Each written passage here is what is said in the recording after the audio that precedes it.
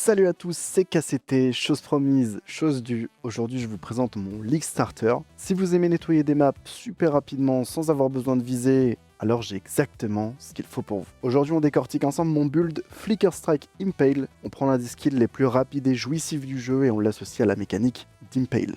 Pour ceux qui ne connaissent pas Flicker Strike, c'est une attaque de mêlée qui vous téléporte instantanément d'un ennemi à l'autre. Le piège, c'est que la compétence a un temps de recharge, à moins de consommer une Frenzy Charge. Tout l'enjeu du build est donc de générer ces charges en permanence pour ne jamais s'arrêter de taper. Combiné à l'Impale, Flicker Strike permet d'enregistrer une partie de nos dégâts physiques purs pour les réappliquer sur les prochaines attaques. Étant donné que Flicker Strike tape à une vitesse élevée avec Multistrike, on empile les stacks d'Impale extrêmement vite sur un boss, ce qui rend Flicker Strike dévastateur. J'ai choisi de jouer ce build sur un Slayer car c'est tout simplement royal pour ce build. On profite d'énormes dégâts et surtout on égalise nos endurance charges avec nos frenzy charges, ce qui nous donne une excellente survie gratuite. Sur l'arbre des passifs, on va principalement chercher de la vie, du multiplayer crit, du 100% de chance d'impale et bien sûr nos +1 frenzy charge. Pour le leveling, je vous conseille de jouer Flicker Strike dès que vous avez les notes pour générer des frenzy, notamment avec Terminus Est. Dans mon POB, j'utilise dès que possible l'armure Brandleaf pour un boost de dégâts incroyable.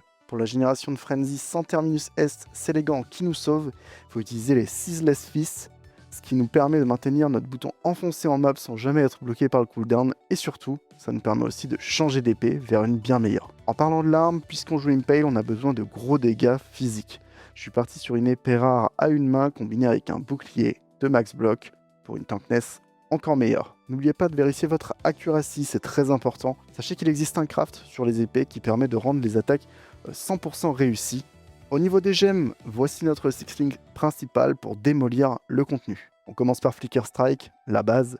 On enchaîne avec Multi-Strike, totalement indispensable. Les attaques se répètent 2 fois plus sans consommer de charge supplémentaire, ce qui nous permet d'avoir une meilleure sustain parce que Flicker Strike de base, en se téléportant, peut générer une frenzy si on a un petit peu de chance. Melee physical damage, toujours plus de dégâts, c'est sympa, on prend. Brutality, ça fait que nos dégâts physiques sont vachement boostés. Close combat, pour les combats sur les ennemis proches, étant donné qu'on est toujours entouré d'ennemis, ce sera super pour nous. Et enfin, Ruthless, toutes les 3 attaques Flicker Strike doublera ses dégâts, et ça c'est magnifique. Avec l'arrivée des nouvelles currency, on peut maintenant ajouter une support dans notre gemme principale. J'ai choisi de mettre Fortify, ça nous fait générer des stacks de fortification pour être plus tanky.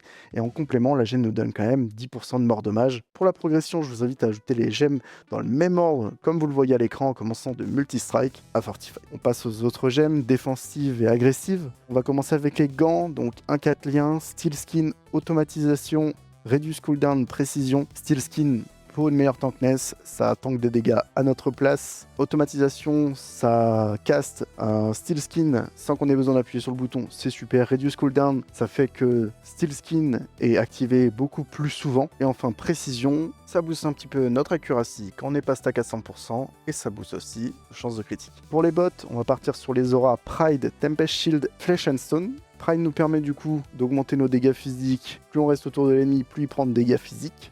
Tempest Shield, ça nous rend plus tanky parce que ça nous fait tanker des spells dans le jeu. On peut monter à 40% avec ce build là, c'est quand même pas mal. Et 80% pour les attaques. Unlighten, ça nous permet d'économiser de la mana sur nos auras pour en activer un peu plus. Et Flesh and Stone, mettre le mode version sable, ça nous fait tank bien plus quand les ennemis sont dans la zone autour de nous.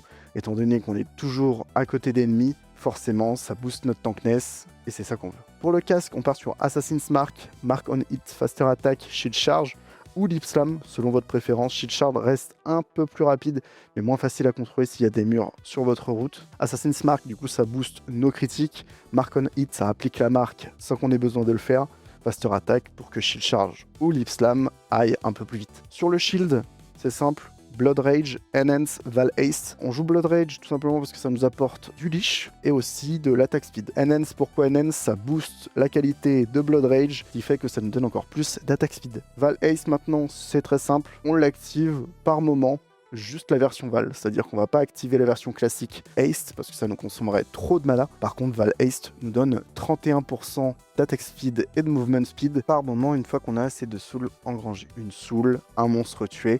Au bout de 50, on peut activer ce buff. Le gros point fort du build, c'est évidemment le clear speed. C'est l'un des meilleurs mappeurs du jeu, rapide, nerveux, et le son des packs qui explose est très satisfaisant. Le DPS sur les boss, grâce à l'impale, est très surprenant une fois bien stuffé. Côté inconvénient, attention au mode de map horrible contre le vol de charge. Vous avez une chance que les monstres vous volent les charges quand ils vous tapent, et ça c'est chiant, vu qu'on en a besoin. Flicker Strike, c'est une attaque qui est assez incontrôlable. Il faudra donc être réactif si vous voyez que vous vous téléportez au mauvais endroit. Vous retrouverez le lien de mon POB exact dans la description. N'hésitez pas à l'importer pour regarder ça de plus près. Si la vidéo vous a aidé et que vous comptez essayer ce build, laissez un pouce bleu.